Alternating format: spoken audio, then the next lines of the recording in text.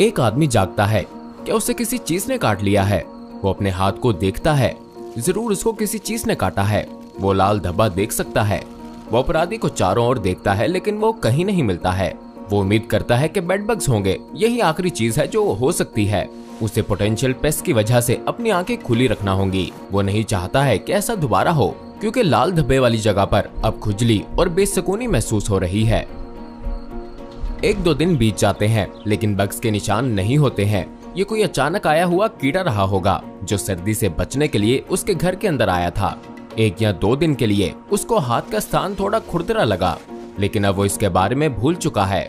अब उसे coding session शुरू करने से पहले कॉफी की जरूरत है। वो आदमी अपने किचन में कॉफी का एक ताजा कप बनाने की कोशिश कर रहा है, लेकिन उसे पता है कि मुश्किल हो रही है। वो कॉफी बनाने की जगह सब गड़बड़ कर रहा है। उससे उसका फेवरेट मग जमीन पर गिर जाता है और टूट जाता है। फिर वो फैसला करता है कि उसे कॉफी की जरूरत नहीं है। कुछ रातों बाद आदमी टीवी देख रहा होता है तो उसे खांसी होने लगती है। पहले थोड़ी होती है, लेकिन फिर ज्यादा होने लगती है। खांसी लंबी और गहरी भी हो जाती है, जैसे वो उसके लंग्स के बिल्कुल नीचे से आ रही हो। वो उम्मीद करता है कि उसे कुछ नहीं हुआ होगा। वो काफी दिनों से घर से बाहर भी नहीं निकला, तो कुछ कैसे हो सकता है? क्या बग्स बीमारी ट्रांसफर कर सकते हैं? उसे बाद में देखना होगा। अभी के लिए उसे इस खांसी के बारे में कुछ करने की जरूरत है। अगर बनी रहती है तो वो सो नहीं पाएगा। उसे दवाई लेने जाना चाहिए। आदमी तैयार होता है और बाहर निकल जाता है। जब वो फार्मेसी की तरफ जाता है तो हल्की बर्फ पड़ रही होती है, और जिस तरह से चांद आकाश में नजर आता है वो बयान नहीं कर सकता। इस अंधेरी सर्दी की शाम में एक सुंदर सी रोशनी बिखेरता है। फार्मेसी के अंदर वो कोल्ड मेडिसिन सेक्शन ढूंढता है और एक कफ सप्रेसेंट उठाता है। वो इसे काउंटर पर ले जाता है और कुछ कैंडी बार्स भी लेने का फैसला करता है। उसने पिछले कुछ दिनों में कुछ ज्यादा मीठा खाने का शौक बना लिया है। आदमी दोबारा खांसने लगता है, लेकिन ये अच्छा है कि वो इसके लिए दवाई ले रहा है। कई दिन बीत जाते हैं और आदमी बेहतर महसूस नहीं कर रहा है। ये खांसी पीछा ही नहीं छोड़ रही है। वो फैसला करता है कि आखिरकार डॉक्टर के पास जाने का समय आ गया है। वो डॉक्टर्स ऑफिस में वेटिंग रूम में बैठा है। अपनी खांसी को रोकने की पूरी कोशिश करता है, लेकिन वो बड़े मुश्किल समय में होता है।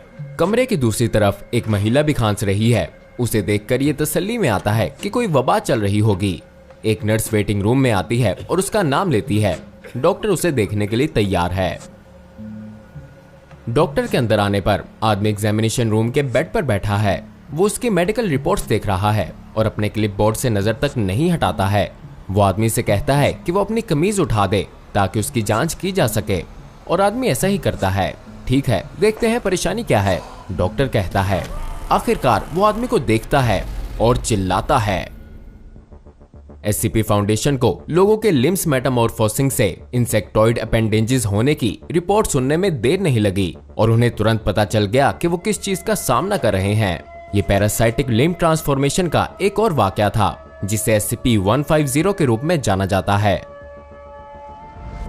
SCP-150 एक जिद्दी पैरासाइट है, जिसका मतलब है कि इसे अपने रिप्रोडक्टिव लाइफ साइकिल को पूरा करने के लिए एक होस्ट की जरूरत होती है।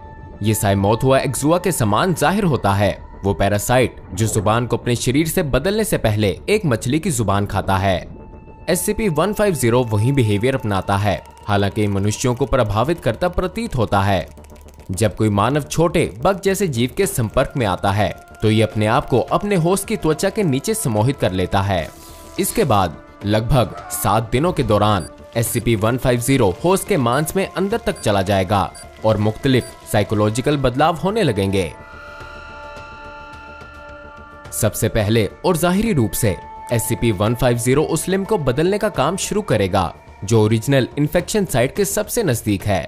जैसे जैसे SCP-150 गहराई में जाता है और मांस को खाता है, ये एक ऐसी सब्सटेंस को निकालता है जिसमें लिम्ब के लापता हिस्से को एक हार्ड काइटोनिस मटेरियल के साथ बदलने का प्रभाव होता है, जो अपने अपेंडेजेस में से एक जैसा दिखता है।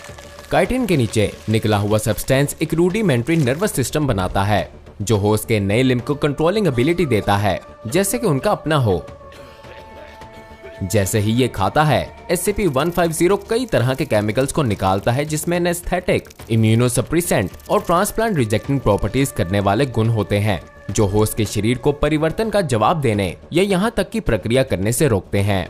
वास्तव में होस्ट अक्सर रिपोर्ट करेगा कि उनका नया लम्ब पूरी तरह से सामान्य है और ट्रांसफॉर्मेशन के बाद मजबूत और रेजिलिएंट महसूस करता है। SCP-150 लगभग 1 से 2 हफ्ते तक फीड जारी रखेगा और जैसे ही ये अपने होस्ट के शरीर के न्यूट्रिएंट्स को खाता है, ये रिप्रोड्यूस करना शुरू कर देगा, जिससे अंडे सीधे ब्लड स्ट्रीम में जमा हो जाएंगे, जबकि इनमें से अधिक अंडे मर जाएंगे। आमतौर पर होस्ट के शरीर के काफी हिस्सों को बचाने के लिए जीवित रहते हैं, जहां वो अधिक अंडे फीडिंग, रिप्रोड्यूसिंग और स्प्रेडिंग की प्रक्रिया को दोहराएंगे। ये सिद्धांत दिया गया है कि अपने आप रिप्रोड्यूस करने में सक्षम है, जिसका मतलब है कि SCP-150 का एक ही मकसद है, नई कॉलोनी बनाना। SCP-150 से इन्फेक्टेड लोग कभी कभी इस वक्त के दौरान अपनी मोटर स्किल्स के साथ थोड़ी परेशानी और मसलों की रिपोर्ट करेंगे, लेकिन आमतौर पर इसकी कोई नॉलेज नहीं दिखाएंगे। आखिर में SCP-150 के अंडे होस्ट के लंग्स तक पहुंच जाएंगे, जहां सिमुलेटिंग की प्रक्रिया जारी रहती है। इस बार लंग्स को खुद ही बदल दिया जाता है। इस प्रक्रिया के दौरान अधिक अंडे रिप्रोड्यूस किए जाएंगे और फिर होस्ट के खांसने से शरीर से बाहर फैल जाएंगे। इस समय के दौरान 10,000 अंडे प्रोड्यूस किए जाएंगे, जिसमें से लगभग 1% बच जाएंगे। एक और होस्ट ढूंढेंगे और खुद को इम्प्लांट करेंगे।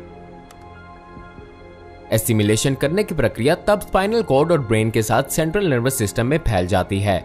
होस्ट कोई संकेत नहीं दिखाएगा कि उनके कॉन्शियसनेस और बिहेवियर किसी तरह से प्रभावित हुआ है। SCP-150 के होस्ट के साथ इंटरव्यू में जो लोग इस बात से अनजान हैं कि वो इन्फेक्टेड हैं, उन्हें अपने शरीर में या बाहर होने वाले चेंजेस के बारे में कोई जानकारी नहीं है।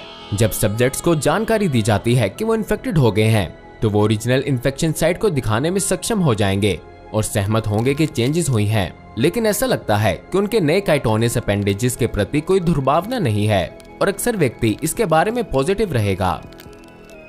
SCP फाउंडेशन कंट्रोल के तहत SCP-150 के प्रभाव की बेहतर स्टडी करने के लिए 2 D क्लास कर्मियों D13732 और D016002 दोनों ही पैरासाइट से इन्फेक्टेड थे और एसिमिलेशन प्रोसेस करने की प्रक्रिया को पूरी तरह से आगे बढ़ने दिया गया।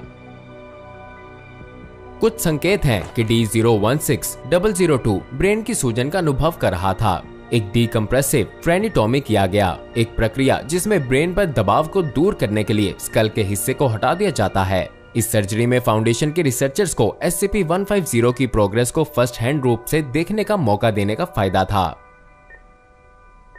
लेकिन उसके स्कल के हिस्से को हटा दिए जाने के बाद साइंटिस्ट ने नहीं पाया कि उसके ब्रेन में सूजन आ रही थी। उन्होंने उसका दिमाग ही नहीं पाया, बल्कि उस जगह में SCP-150 के कई इंस्टेंस देखे जहां उसका ब्रेन होना चाहिए। डी क्लास के स्कल को सुन करने के लिए पार्शियली बेहोश कर दिया गया था, लेकिन प्रक्रिया के दौरान वो कॉन्शियस रहा था और साइंटिस्ट ने उससे कई सवाल पूछे जिनका वो जवाब देने में पूरी तरह से सक्षम था। उन्होंने कुछ पैरासाइट्स को हटाना शुरू किया और जैसे जैसे उन्होंने ऐसा किया, उसके जवाब धीमे और कम होते गए। ऐसा प्रतीत होता है कि SCP-150 इंस्टेंसेस ने न केवल उसके ब्रेन को खाकर उसकी जगह ली थी, बल्कि वो खुद उसका ब्रेन बन गया था। अगले एक्सपेरिमेंट्स के लिए वो SCP-150 के इंस्टेंसेस का उपयोग करेंगे, जिन्हें D13732 के नर्वस सिस्टम से हटा दिया गया था। इस खोज के बाद कि उसके पूरे नर्वस सिस्टम को भी पूरी तरह से SCP-150 द्वारा बदल दिया गया था, उसके ब्रेन कैविटी से लिए गए पैरासाइट्स को D016002 में रखा गया था और रिजल्ट्स इनक्रेडिबल से कम नहीं थे। उस समय के बाद जहां जीव उसके स्कल के भीतर खुद को मूव और रीअरेंज करते हुए दिखाई दिए, उसे होश आ गया। एक बार जागने के बाद न केवल उसके कॉग्निटिव फंक्शंस में तुरंत सुधार हुआ। जब उससे अपना नाम बताने के लिए कहा गया तो उसने बताया कि ये माइकल था, D13732 का नाम। ये नहीं पता कि SCP-150 इस अजीबोगरीब पेकुलियर लाइफ साइकिल में क्यों एंगेज है, लेकिन ये मानव के लिए जो खतरा है और उसे बनाए रखने में कठिनाई की वजह से SCP फाउंडेशन ने इसे कैटर के रूप में क्लासिफाई किया है। कुछ रिसर्चर्स ने पैरासाइट को शिप ऑफ थ्यूसिस बोला है, एक प्ले जो कि एक फिलोसफिकल नोशन पर है, जो सवाल करता है कि कुछ ऐसा है जिसके सभी हिस्सों को बदल दिया गया है, फंडामेंटली वही है, या यदि ये कुछ नया बन गया है। शायद SCP-150 से इन्फेक्टेड लोगों का ऑब्जर्वेशन इस मिलीनिया ओल्ड क्वेश्चन पर कुछ रोशनी डाल सकता है। जिन इन्फेक्टेड मरीजों को स्टडी किया जा रहा है, उन्हें लेवल 3 बायोहैजर्ड कंटेनमेंट सेल्स में रखा जाना है, जिसमें एक होस्ट से ज्यादा नहीं होंगे। SCP-150 अडल्ट्स और अंडे के कल्चर्स को साइट 42 इन्फेक्शियस मटेरियल स्लैब में वैक्यूम सील्ड ग्लास फ्लैस्क में रखा जाता है। और foundation standard pathogen handling procedures का हर समय पालन किया जाना जरूरी है। यदि SCP-150 की कोई भी इंस्टेंसेस कंटेनमेंट के बाहर पाई जाती हैं, तो उसे तुरंत जला दिया जाएगा।